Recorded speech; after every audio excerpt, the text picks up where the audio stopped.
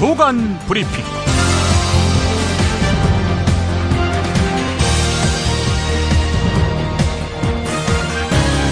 2016년 7월 25일 월요일입니다.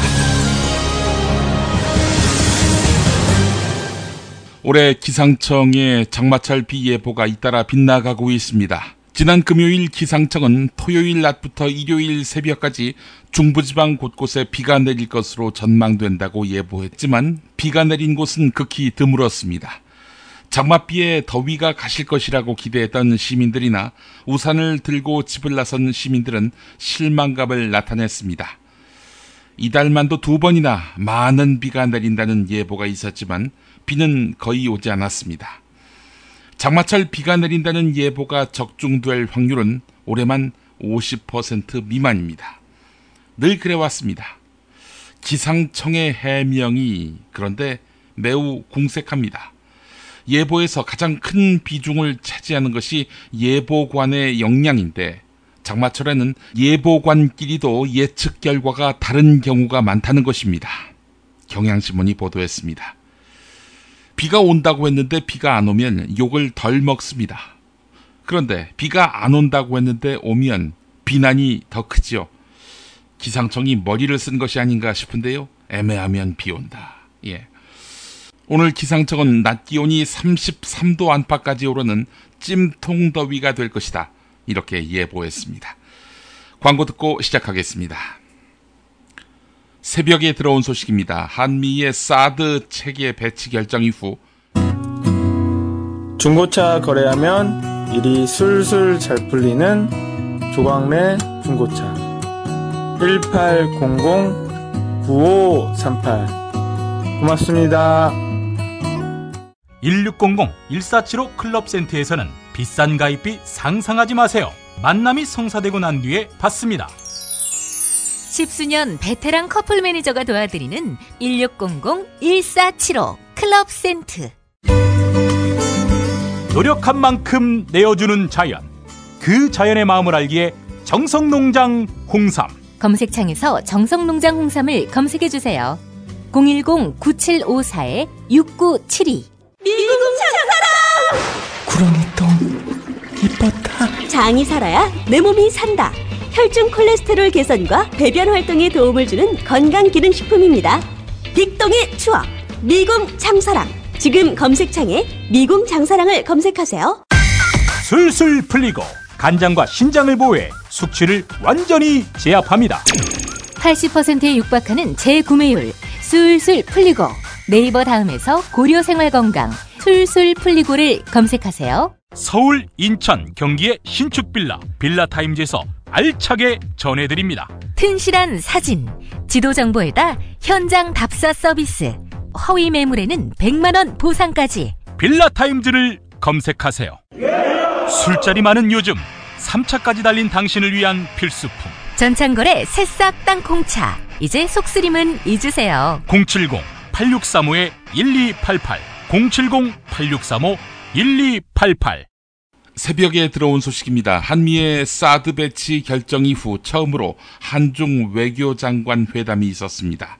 중국 왕이 외교부장은 최근 한국 측의 행위는 상방 간의 상호 신뢰의 기초를 훼손시키는 것이기에 유감스럽다 이렇게 말했습니다. 중국은 사드 배치 결정 이후 지속적으로 반대 입장을 밝혀왔는데요. 한국 정부 고위급 인사 바로 앞에서 이런 발언을 한 것은 처음입니다. 이 말을 들은 윤병세 외교부 장관, 그동안 한중이 깊은 뿌리를 쌓아왔기 때문에 극복하지 못할 사안은 아니다 이렇게 말했다고 합니다. 네, 왕이가 이 말이 무슨 뜻인지 알아들었을까요? 한국 국민인 저도 못 알아듣겠는데요. 중앙일보 기사를 인용했습니다. 북한의 5차 핵실험 가능성이 제기되는 가운데 여권에서 북한이 추가 핵실험을 강행하면 남한도 자동으로 핵무기 개발에 나서야 한다는 내용의 선언을 해야 한다. 이런 주장이 제기됐습니다.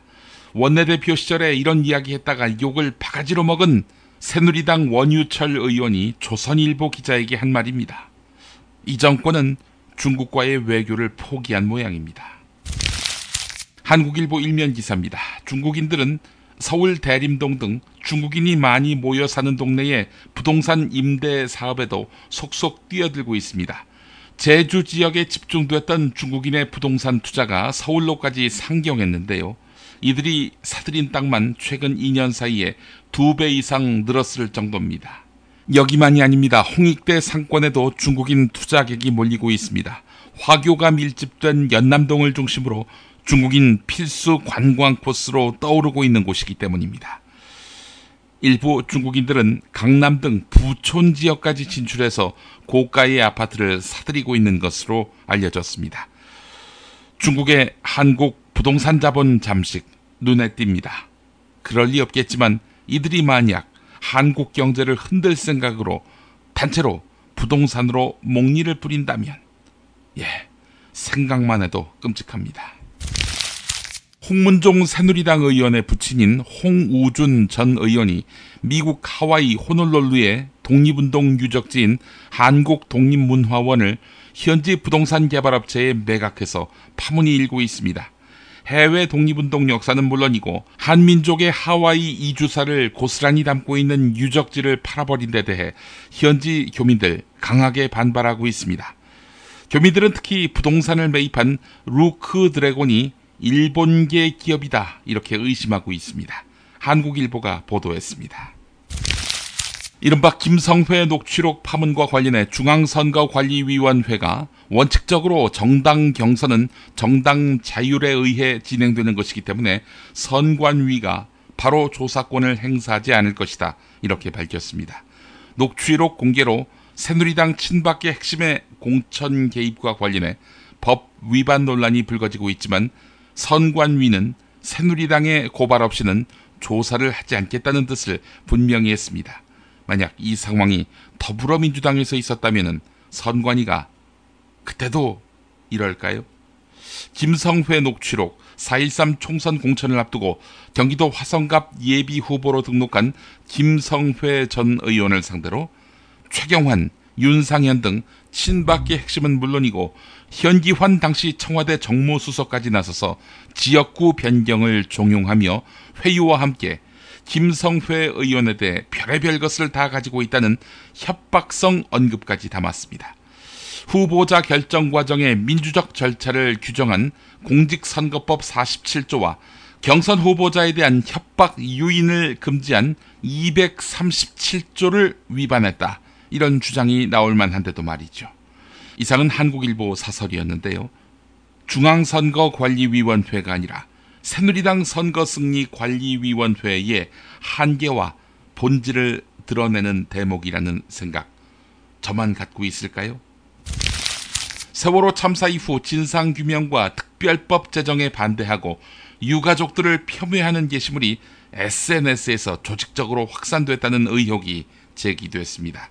한두 개의 주축 트위터 계정이 비방글을 작성하면 192여 개의 계정이 순식간에 동일 패턴으로 퍼나르는 방식이 사용됐다는 것입니다. 유민아빠 김영호 씨의 과거사. 김영호 씨는 알고 보니 금속노조 출신. 유가족들 10억 보상받아. 단원고 학생들 특례 입학 논란. 이렇게 유가족들을 의도적으로 깎아내리거나 근거 없는 내용이 대부분이었습니다. 유가족들 10억 보상받아. 이게 바로 근거 없는 허위사실 낭설이죠.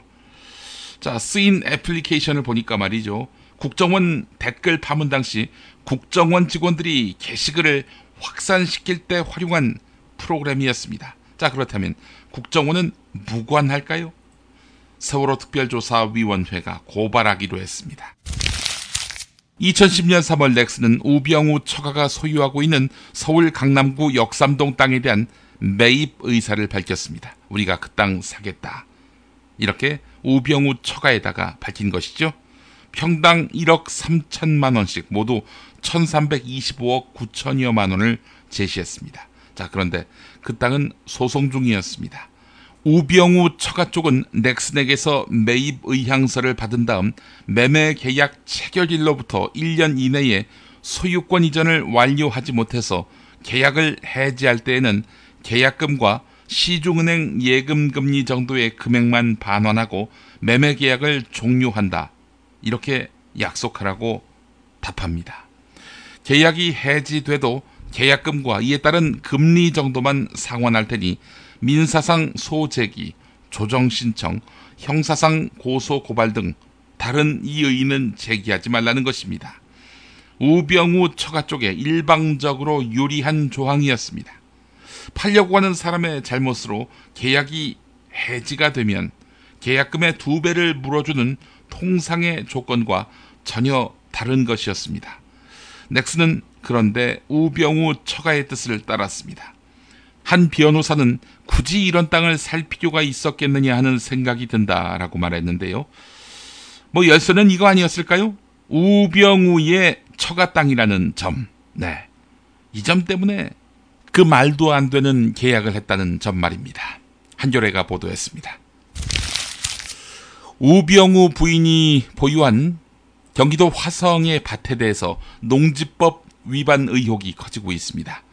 청와대의 고위공직자 예비후보자 사전질문서를 보면 여기에 나와 있는 기초문항 검증조차 제대로 이루어지지 못했다는 비판이 거셉니다. 농지법에서는 농지 소유자가 직접 경작하는 게 원칙입니다. 자, 그런데 우병우 처가 자매들은 농업경영계획서에 일부 고용 인력과 함께 직접 농사를 짓겠다고 적어서 관할 지방자치단체에 제출했습니다. 하지만 그렇게 안 한 것으로 판단되고 있습니다. 과거 인사검증에서 직접 땅을 경작하지 않은 점이 드러나서 사과하거나 낙마한 후보도 여럿 있었지요. 청와대가 2010년에 만들어 시행하고 있는 고위공직자 예비후보자 사전질문서 200여 개의 문항에는 농지를 직접 경작하고 있습니까? 등 농지 보유와 관련된 질문만 6개가 됩니다. 직접 경작에 대한 질문에 대해 우병우 수석이 그렇다라고 대답했다면 거짓말을 한 것이고, 그렇지 않다라고 했다면 청와대가 적격성 여부를 제대로 걸러내지 못했다는 것입니다. 한겨레가 보도했습니다. 조선일보 보도입니다. 롯데그룹 비리를 수사하고 있는 서울중앙지검이 허위 회계 자료로 정부를 상대로 세금 환급 소송을 내 200억 원이 넘는 세금을 부당 환급받은 혐의로 기준, 이름이 기준입니다. 기준 전 롯데물산 사장을 구속 수감했습니다. 지난달부터 시작된 검찰의 롯데그룹 수사에서 전현직 사장급 인사가 구속된 것은 이번이 처음입니다. 중요한 것은 기준 전 사장이 제2롯데월드 사업을 주도했던 롯데물산 사장도 지낸 인물이란 점입니다. 제2롯데월드 건설 사업은 공군 등의 반대로 막혀있다가 2008년 이명박 정부 출범 후 본격 추진됐지요. 기준 전 사장은 2008년부터 2년여간 제2롯데월드 건설 시행사인 롯데물산 사장으로 있었습니다. 롯데물산은 2010년쯤 공군 중장 출신의 천모 씨가 회장으로 있는 공군 항공기 부품 업체와 13억대의 컨설팅 계약을 맺은 사실이 이미 드러났습니다. 검찰은 이 돈이 롯데물산에서 천 씨를 거쳐서 공군 고위층으로 흘러간 로비 자금이 아닐지 의심하고 있습니다. 정말 맛있다. 이 말 한마디면 모든 게 설명됩니다. 30년 전통 자연의 이로움을 담은 김치, 이담채 김치. 1544-4586 1544-4586. 참치의 맛은 좋은 참치가 좌우합니다. 구이동 대양참치가 그렇습니다. 무한 리필에 더한 무한 감동. 직접 경험해보세요.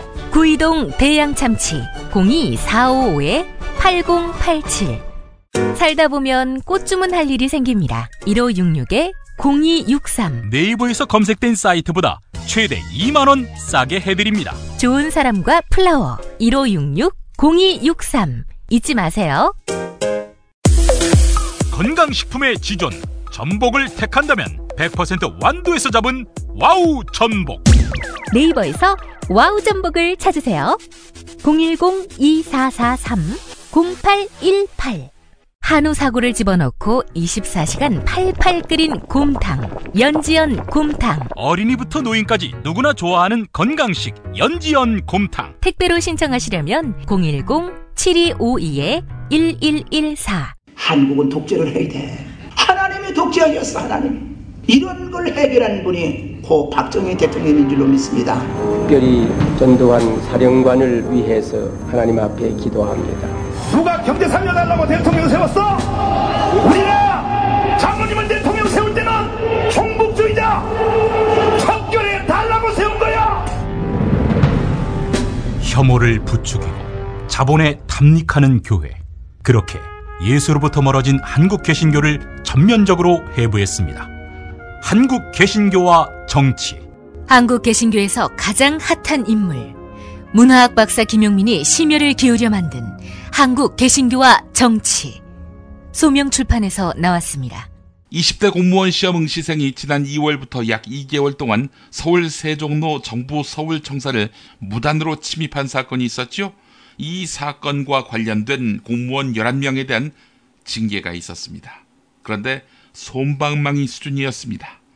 앞서 황교안 국무총리는 북한의 장거리 미사일 발사 위협 등으로 경계 태세를 강화해야 할 시점에 정부 청사가 뚫린 것은 있을 수 없는 일이라면서 국무총리실이 직접 감찰을 실시해서 문제가 드러난 관련 부서 공무원을 엄정 처리하겠다 이렇게 밝혔습니다. 하지만 이번 사건으로 징계가 요구된 11명 가운데 6명은 중앙징계위원회에서 경징계에 해당하는 감봉 또는 견책을 받았고요.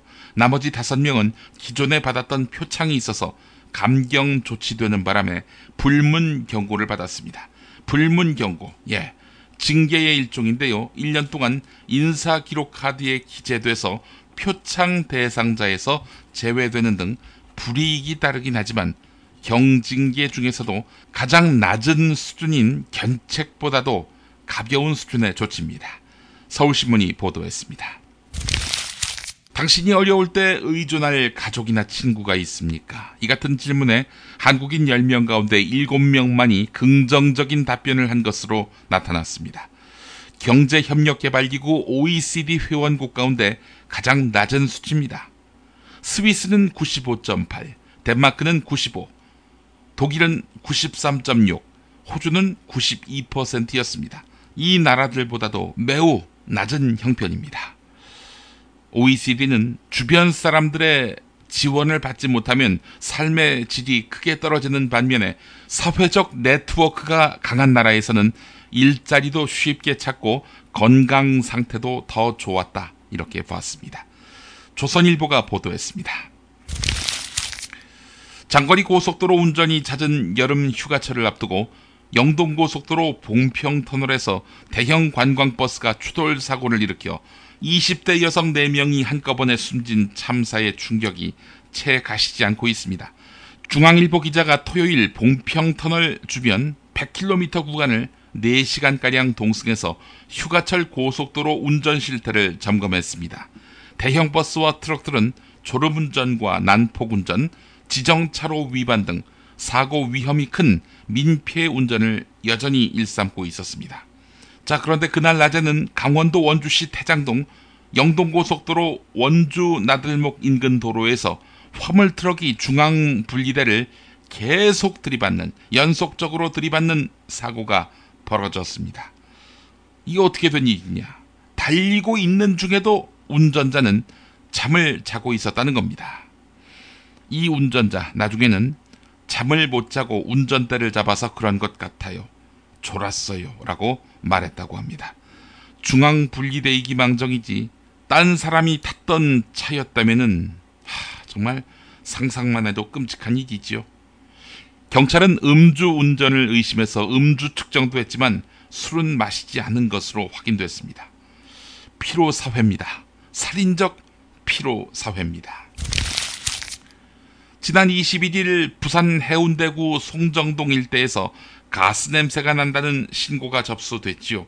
해안을 따라서 해운대구 중동, 광안대교, 남구 용호동 대연동, 동구 초량동, 중구 영주동 대청동, 사하구 괴정동, 사상구 학장동, 사하구 하단동, 강서구 명지동으로 냄새가 이동했습니다.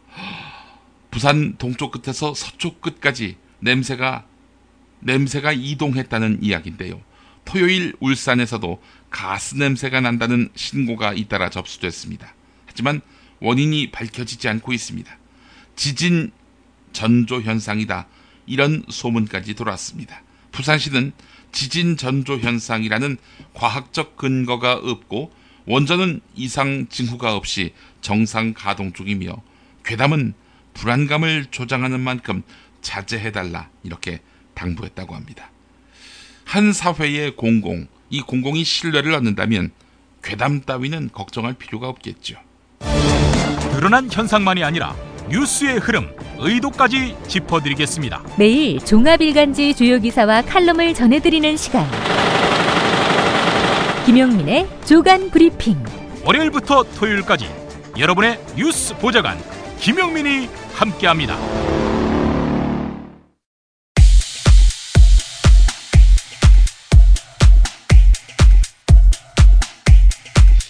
불순 외부 세력 척결.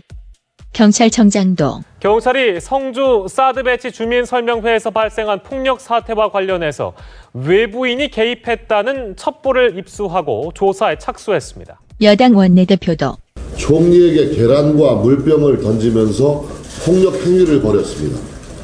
이들은 총리의 우도까지 벗기는 행태를 보였습니다. 현장마다 직업적으로 다니면서 폭력을 일삼는 이들의 행태를 더 이상 묵과해서는 안 될 것입니다. 국무총리도 외부 세력의 개입이라든지 또 불법적인 그런 요소들이 많이 이제 이야기가 되고 있기 때문에, 게다가 대통령도 모든 문제에 불순 세력들이 가담하지 않게 하는 것이 중요하고 그것을 철저히 가려내야 합니다. 외부 세력 운운. 이건 예전부터 익히 들어왔던 말. 몇 년 전 밀양 송전탑 문제에 참여해 외부 세력으로 지목받은 사람들. 그들의 이야기를 들어보자면, 언론에서 굳이 얘기하는 외부 세력 비슷한 건데요. 왜 굳이 갔냐고 물어보면 사실 양심 때문이다라고 밖에 대답할 말이 없는데요. 그 대답이 통하지 않습니다. 왜냐하면 지금 이 사회가 양심을 가지는 것이 허락되지 않고 양심을 가지는 것이 부도덕한 것으로 취급되는 사회라는 것을 언론이 이미 증명하고 있기 때문입니다. 외부 세력이라는 말을 들었을 때 처음에 떠올랐던 거는 어떤 풍경이었습니다. 깡패가 누군가를 때리고 있을 때 그걸 말리면 네가 무슨 상관인데 여기에 끼어드냐라고 얘기하죠. 그걸 실행한 것이 언론이었습니다. 두 가지 기억이 떠올랐습니다. 하나는 이라크 전쟁이었어요. 이라크 전쟁 당시에 전범 국가의 시민이 될 수 없다면서 인간 방패가 되러 떠났던 사람들, 그리고 또 하나는 그와 정반대에 음마 아파트에서 청소노동자가 감전사로 죽었을 때 그것에 대해서 자신의 이윤이 무엇인지 따지던 주민들, 그 두 가지 상반된 기억입니다. 그 중에서 어떤 삶을 살아갈 것인가. 외부 세력이라는 말은 말 그대로 밀양의 사건의 본질을 보여주는 것이라고 생각합니다.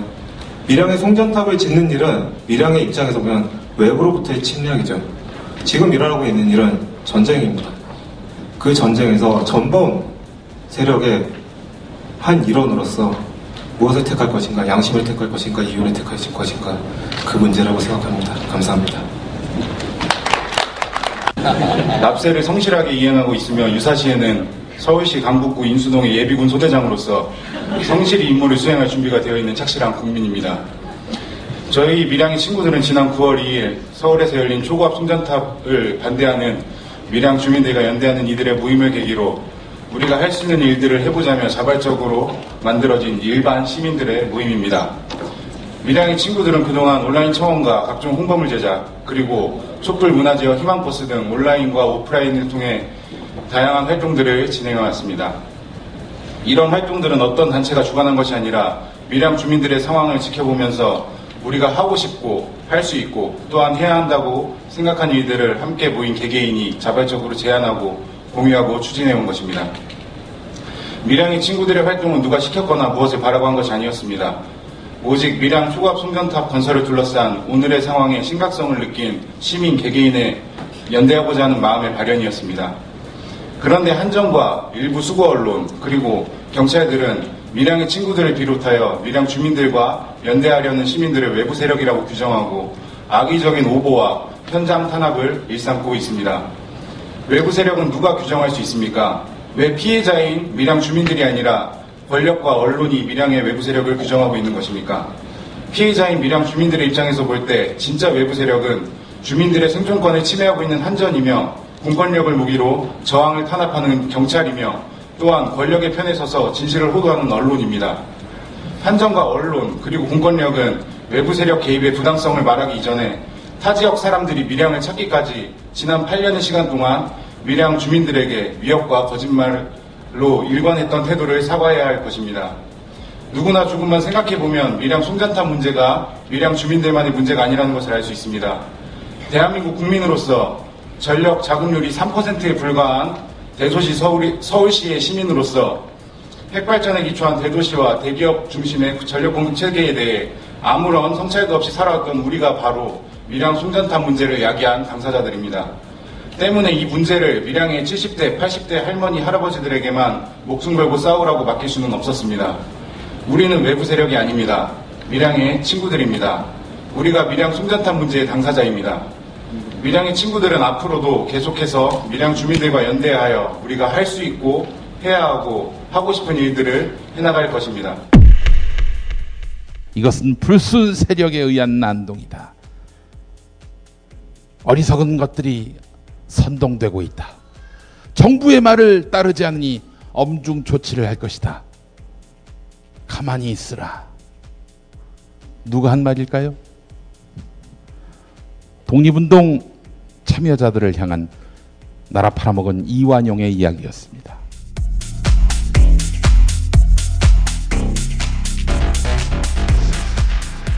대통령님, 사드 배치 군인 말만 듣지 마세요라는 권혁철 한겨레 지역 에디터의 칼럼 소개하면서 마무리하겠습니다. 대통령님이 대안을 물었으니 짧게라도 답변을 드립니다. 북한은 스커드, 노동, 무수단 미사일 등 천여 발의 탄도미사일을 북한 전역에 배치하고 있다고 합니다. 아주 단순하게 말하면 유사시 사드로 북한 미사일 1000발 중에 24발을 막을 수 있습니다. 우리가 사드를 사용할 정도라면 전면전 상황일 텐데 사드로 북한 미사일 공격을 제대로 못 막습니다. 대통령님께서는 군인들이 무기 체계에 가장 정통할 거라고 생각하시겠지만 군인들도 다뤄본 무기가 아니라면 기초적인 것도 모르는 경우가 종종 있습니다. 북한 어뢰가 천안함을 격침시켰다는 발표 뒤 국방부 간부회의입니다. 김태영 당시 장관이 갑자기 그런데 어뢰가 어떻게 물속에서 추진력을 얻지라고 물었습니다. 다들 육군 출신이라 어뢰 같은 해군의 수중 무기 체계에 대해서는 아는 것이 없었습니다. 그래서 영양가 있는 답이 나오지 않았습니다. 어뢰는 전지의 힘으로 수중에서 움직입니다. 어뢰의 해수 전지는 입수해서 바닷물이 감지되면 그때부터 작동합니다. 사드 배치 같은 안보 정책 결정 과정에서 군 쪽 설명에만 의존하지 마십시오. 군인은 정치적 타협이 불가능할 때 나서는 사람들이다. 군인은 전장에 가는 마지막 사람이어야 한다. 북한의 연평도 포격 직후인 2010년 12월 당시 한미연합사령부 작전참모부장이던 존 맥도널드 미군 소장이 조선일보와의 인터뷰에서 밝힌 말입니다. 이 말처럼 북핵 문제를 해결하기 위해 지금은 군인이 아니라 대통령이 나서야 할 때입니다. 사드가 아니라 외교가 나서야 할 때입니다. 군인은 마지막 선택입니다. 조간 브리핑 마치겠습니다.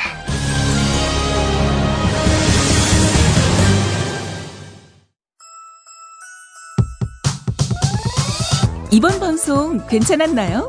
작별의 여운 이렇게 표시해주세요. 다운로드하기, 댓글 달기, 구독하기, 별점 주기. 더 좋은 방송 만들어달라는 약속 이렇게 응원해주세요. 다운로드하기, 댓글 달기, 구독하기, 별점 주기. 기억하셨죠? 다운로드하기, 댓글 달기, 구독하기, 별점 주기.